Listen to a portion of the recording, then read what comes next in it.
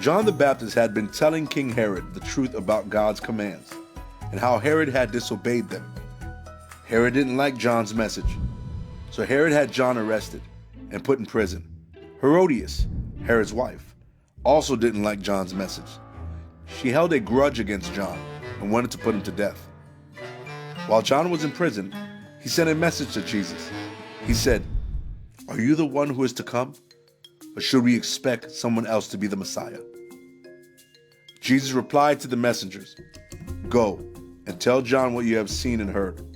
The blind receive their sight, the lame walk, those with leprosy are healed, the deaf hear, the dead are raised to life, and the poor are told the good news. Blessed is the one who isn't offended by me." Then Jesus turned to the crowds and said, "When you went out to see John in the wilderness, what did you go to see? A man dressed in soft clothes like kings wear? No, you went to see a prophet. Yes, and John is more than a prophet.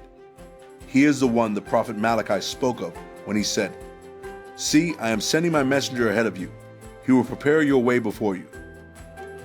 Truly, there is no human greater than John the Baptist, but the person who is least in the kingdom of heaven is greater even than he is."